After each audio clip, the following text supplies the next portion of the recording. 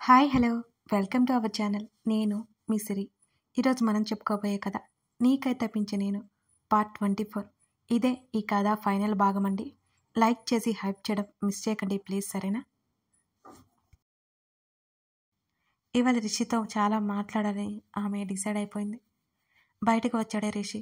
యజ్ఞని చూశాడు. అర్థమైంది అతనికి ఏదో ఆలోచిస్తూ ఉందని. ఆమె పక్కనే కూర్చొని ఆమె చేతిని తన చేతిలోకి తీసుకున్నాడు రిషి.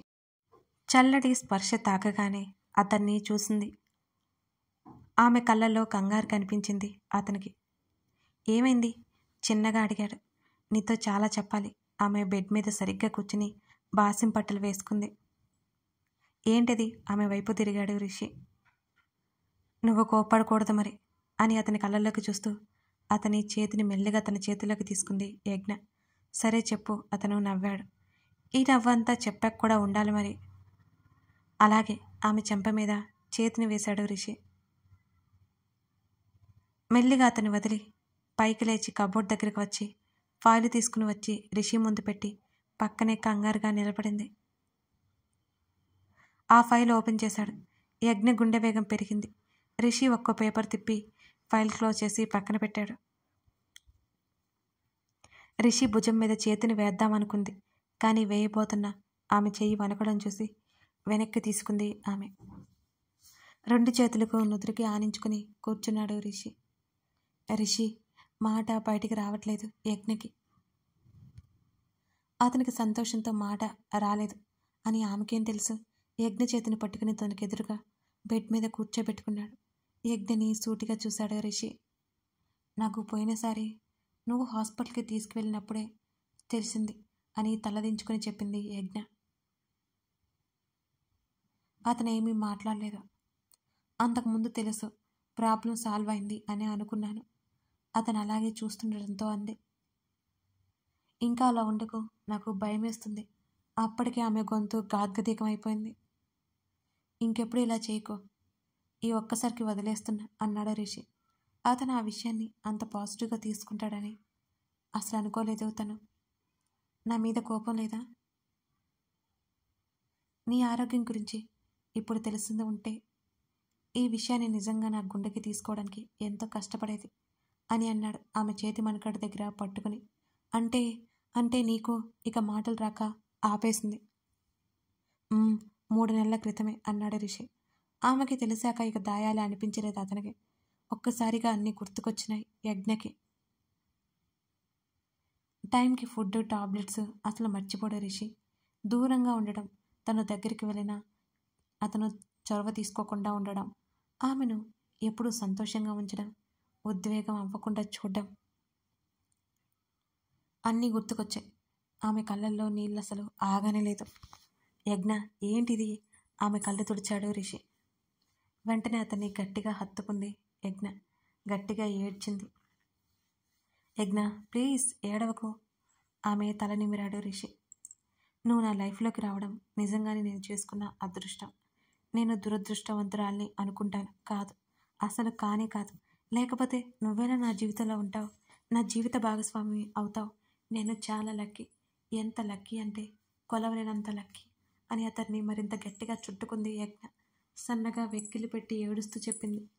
ఆమె ముఖాన్ని చేతుల్లోకి తీసుకున్నాడు రిషి. ఆమె కన్నీళ్లు తుడిచి చెదిరిన ఆమె జుట్టుని సవరిస్తూ, నాకు ఒంటరిగా జీవితంలోకి వచ్చి రంగులు పూయించిన దేవతవు నువ్వు. నువ్వెప్పుడు సంతోషంగా ఉండాలి. ఇలా ఏడవకూడదు ఇంకెప్పుడు అని ఆమె నుదుటిన ముద్దు పెట్టుకున్నాడు. సారీ రిషి, నా వల్లే కదా చాలా ఎదుర్కొన్నావు అని అంది యజ్ఞ. ఆమె కళ్ళు మళ్ళీ తుడిచి అవన్నీ అయిపోయాయి యజ్ఞ. నీకేది తెలియకూడదు అనుకున్నాను కానీ తెలిసింది. ఇద్దరం ఆ బాధ నుండి బయటకు వచ్చేసాం. నువ్వు అసలు ఆ విషయం గురించే ఆలోచించుకో. ఆ ఫైల్ చేతిలోకి తీసుకుని చివరి పేజీలో ఉన్న పేపర్ తీసి యజ్ఞ ముందు పెట్టాడు రిషి. అయోమయంగా రిషిని ఒకసారి చూసి ఆ పేపర్ చేతుల్లోకి తీసుకుంది యజ్ఞ. మిస్టర్ రిషి, మీకు ఇచ్చిన మాట ప్రకారం మీ వైఫ్ని ఆరోగ్యవంతంగా అప్పచెప్పాను. ఆమెకి ఇప్పుడు ఎటువంటి సమస్య లేదు, ఇక రాదు కూడా. మీరు నిశ్చింతగా ఉండండి, హ్యాపీగా మీ లైఫ్ లీడ్ చేయండి అని పక్కనే స్మైలీ సింబల్ వేసి ఉంది. మొత్తం ఆశ్చర్యంగా చూసింది రిషిని ఆమె. ఆవిడ చాలా హెల్ప్ చేశారు అని అన్నాడు రిషి ఆ డాక్టర్ని ఉద్దేశించి. మీద్దరు చలవ తెలివిగా నన్ను మాయ చేశారు, చిరుకోపంగా అంది యజ్ఞ. రిషి నవ్వేశాడు. Thank you. అతని చేతికి ముద్దు ఇచ్చింది యజ్ఞ. ఈ ప్రేమలో దుఃఖం, సంతోషం, కష్టం, సుఖం, బాధ, కోపం, ఆవేదన, చిరాకు, అలకలు అన్నీ ఉంటాయి. పైకి కనిపించే ఆ అన్ని భావాల వెనుక ఉన్న ప్రేమను వెతికి పట్టుకొని ఆ ప్రేమను పంచే వారిని అర్థం చేసుకుంటే తర్వాత జీవితంలో అంతకుమించి సంతోషం మరెక్కడా ఉంటుంది? కాదంటారా? యజ్ఞ, నీకింకేమీ సమస్య లేదు. నువ్వు అసలు దిగులు పడకు. నాకు ఈ విషయం ఎప్పుడో చెప్పి ఉంటే ఇందాక రాదు. జరిగిందేదో జరిగిపోయింది. ఇంకెప్పుడు ఇలా నా దగ్గర దాచుకో అన్నాడు రిషి ఆమెను దగ్గరికి తీసుకుంటూ. అతన్ని గట్టిగా కౌగిలించుకుంది యజ్ఞ. మెల్లిగా దూరం జరిగింది. ఆమె ముఖాన్ని చేతుల్లోకి తీసుకుని ఏమైనా చెప్పాలా అని అడిగాడు రిషి. అతని చేతులు ఆమె నడుము చుట్టూ వేయించుకొని అతని కళ్ళల్లోకి చూస్తూ అతని నుదుటిన ముద్దు పెట్టుకుంది ఆమె. ఈసారి అతని పెదవులు ఆమె చిలిపిదనం తాలూకా నవ్వు చేరింది. ఆమె చెంపల కిందగా 2 చేతులు ఉంచాడు. కళ్ళు దించింది యజ్ఞ. యజ్ఞ మరింత మృదువుగా పిలిచాడు రిషి. కళ్ళెత్తి చూసింది. అతని చూపుల్లో భావాలు సూటిగా ఆమెను చేరాయి. ఆ చూపుల తాకిడికి ఆమె బుగ్గల సిగ్గుతో ఎరుపు వర్ణాన్ని సంతరించుకోగా ఆమె కళ్ళు రెప్పల బరువు మోయలేక వాల్చేశాయి. ఆమె అదరాలలో మధువులను ఆస్వాదించసాగాడు అతను. అతనికి సహకరిస్తూ సున్నితమైన ఆ చుంబనాన్ని గాఢంగా మారడానికి దోహదం చేసింది ఆమె. ఒకరికి ఒకరై, ఒకరి కోసం మరొకరై, ఒకరిలో ఒకరై, తనువులు మమేకమై ఆ రాత్రి మధురంగా మారిపోయింది వారికి. కొన్ని మధుర జ్ఞాపకాలనిచ్చింది ఆ వెన్నెల రాత్రి ఆ ఇరువురికి. వారి మధ్య దూరం వేడవడలేనంత దగ్గరగా మారింది. తొలి సంగమం కాదు, కానీ అలా అనిపించలేదు వారికి. కొత్తగా, సరికొత్తగా, మధురంగా అనిపించింది. ప్రేమగా, సున్నితంగా, మరింత మధురంగా మారిన ఆ ప్రణయ సంగమం అది. మెల్లిమెల్లిగా సమయం గడిచిపోయింది. ఆ విషయం కూడా తెలియలేదు ఆ ఇద్దరికి.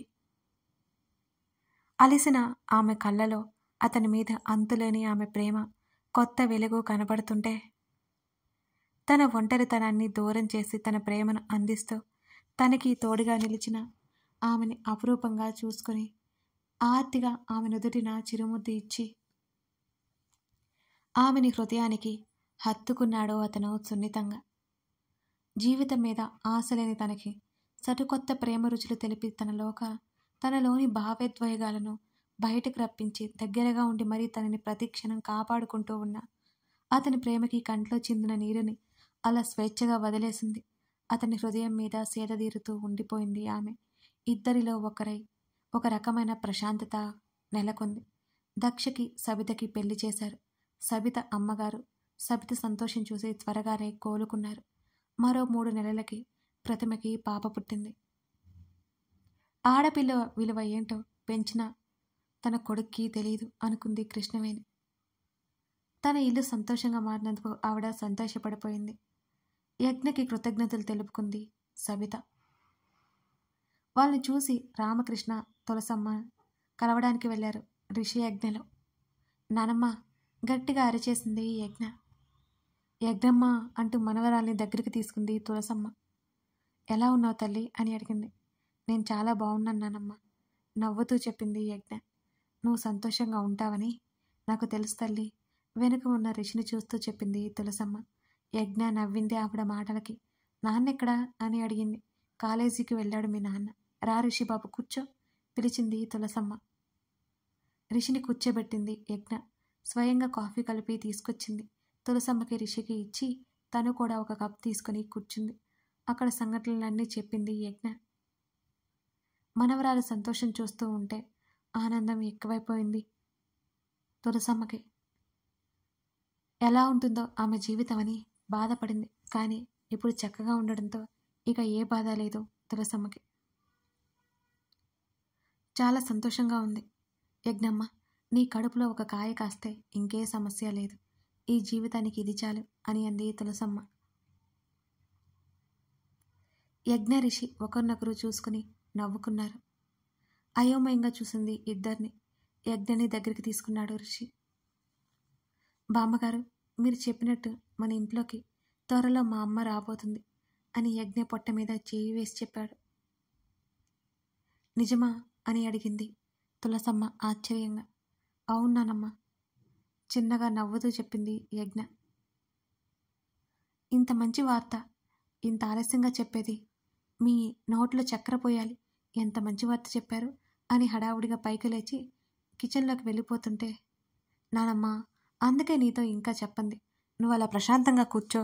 తులసమ్మ చేతిని పట్టుకుని సోఫాలో కూర్చోపెట్టింది. ఆవిడ ఒడిలో తల పెట్టుకుని పడుకుంది యజ్ఞ.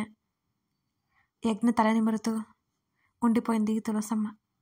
ఎలా ఉండాలి, ఏమి చేయాలి కొంత సమయం చెబుతూనే ఉండిపోయింది ఆవిడ. నవ్వుకుంటూ సరే అన్నట్టు మాటి మాటికి ఊ కొడుతూ తల ఊపుతోంది యజ్ఞ. నానమ్మ అక్కడ రిషి ఉన్నాడు, నువ్వేం కంగారు పడుకో, నీకంటే చాదస్తం ఎక్కువైపోయింది తనకి, కాలు కింద పెట్టనివ్వట్లేదనుకో అంటూ ఓరగా రిషిని చూస్తూ చెప్పింది. నాది చాదస్తమా, చూడండి నానమ్మ ఎలా అంటుందో. ముందు జాగ్రత్త కోసం నేను చూస్తుంటే బలవంత పెడితే కానీ తినదు, యజ్ఞ మీద కంప్లైంట్ చేశాడు రిషి. అవును యజ్ఞమ్మ, రిషి బాబు చెప్పినట్టు విను, మారం చేయకు, ప్రేమగా మనవరాల్ని మందలించింది తులసమ్మ. సరే సరే, ఒకరికిద్దరు అయ్యారు, అది సరేగాని పార్వతి ఎలా ఉంది అని అడిగింది. ఇప్పుడు చక్కగా పిల్లని చూసుకుంటూ చదివించుకుంటోంది, నిన్ను తలుచుకొని రోజే ఉండదనుకో వాళ్ళకి అని అంది తులసమ్మ. నేను తర్వాత కాల్ చేస్తానులే, చూసి వస్తాం వీలు చూసుకొని అని చెప్పింది యజ్ఞ.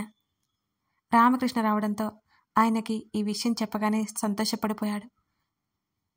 తర్వాత రిషి బామ్మ తాతయ్యకి కూడా చెప్పారు, వాళ్ళు సంతోషపడిపోయారు. వర్షిత్ ప్రతిమ కూడా పెళ్లి చేసుకోబోతున్నారన్న విషయం చెప్పింది అందరికీ. అది కూడా మరో 4 రోజుల్లోనే ఉంది. అప్పటికే చాలాసేపటి వరకు ప్రయాణం చేసి వచ్చిందని యజ్ఞని రూమ్లోకి తీసుకెళ్లాడు రిషి. ఇదే నా గది అని చెప్పింది యజ్ఞ. మా అమ్మ యజ్ఞ చిన్నప్పుడు ఫోటోలో ఉన్న తల్లి గాయత్రిని చూపిస్తూ చెప్పింది. కళ్ళల్లో నీళ్లు నిండుకున్నాయి. రిషి తన జీవితంలోకి వచ్చే రోజు వరకు తల్లి దూరమైందని చాలా బాధపడిపోయేది. తల్లి ప్రేమని భర్తీ చేశాడు అతను. మన ఇద్దరి అమ్మ వచ్చేస్తుంది, యజ్ఞ పొట్ట మీద చేతులు పెట్టి చెప్పాడు అతను. అవును కదా, కళ్ళు తుడుచుకుని రిషిని హత్తుకుంది యజ్ఞ. గుడ్, ఆమె తల మీద ముద్దు పెట్టుకున్నాడు రిషి. అంతా ఒక కలలా ఉంది, నేను అమ్మనవుతానని అసలు అనుకోలేదు రిషి. తల ఎత్తి అతన్నే చూసింది యజ్ఞ. వింటున్నాడు అతను. చాలా భయం వేసేది, కానీ ఇప్పుడు ప్రాబ్లం ఏమీ లేదు, నేను అమ్మనవుతాను, ఇంకొన్ని నెలల్లో అమ్మ అని పిలిపించుకుంటాను ఆమె సంతోషంగా చెప్పింది. అవును, ఇంకొన్ని రోజుల్లో మా అమ్మ నీ చెంగు పట్టుకుని బుడిబుడి అడుగులు వేస్తుంది అని అన్నాడు ఆమె తల నిమిరి. ఆ రోజు కోసం చాలా ఎదురు చూస్తున్నాను, మీరిద్దరూ నా వెంటే ఉండాలి ఎప్పుడు అని అంటూ నవ్వింది. అలాగే ఉంటాం, నీ భార్యని హృదయానికి హత్తుకున్నాడు రిషి. ప్రేమగా భర్త కౌగిలిలో ఒదిగిపోయింది యజ్ఞ తులసి. సరిగ్గా 7 నెలల తర్వాత ఇద్దరుగా ఉన్న వీరు ముగ్గురైపోయారు. ఇద్దరి ప్రేమకి ప్రతిరూపమైన గాయత్రి నందన వారి జీవితంలోకి చిట్టి చిట్టి పాదాలతో అడుగుపెట్టింది. ఇద్దరి అమ్మల పేర్లు కలిపి పెట్టుకున్నారు కూతురికి. ఎంతో కాలం ఎడబాటు భరించిన రిషి యజ్ఞలు ఎప్పటికీ దూరం అవ్వలేదు. ఇంకా ఇంకా ప్రేమగా జీవితాన్ని కొనసాగించారు. కథ సమాప్తమైపోయింది. ఎలా ఉంది మన ఈ చిన్న కథ, మీకు నచ్చిందా? ఈ కథని ఆదరించిన ప్రతి ఒక్కరికి నా పేరు పేరున ధన్యవాదాలండి. మొదటి నుంచి ప్రతి వీడియోకి లైక్ చేస్తూ కామెంట్ చేస్తూ సపోర్ట్ చేస్తున్న అందరికీ నేను మనస్ఫూర్తిగా ధన్యవాదాలు తెలుపుకుంటున్నాను. అలాగే చివరి పార్ట్కి మీ అభిప్రాయాలు తెలపడం మర్చిపోకండి. ఈ కథ అంతా చూసి ఉంటారు కదా, ఎలా ఉందో ఖచ్చితంగా తెలపండి. మన రెగ్యులర్ కథలు ఫాలో అయిపోండి. Thank you for watching this video. మరో ఎపిసోడ్ ఇక లేదు. టాటా.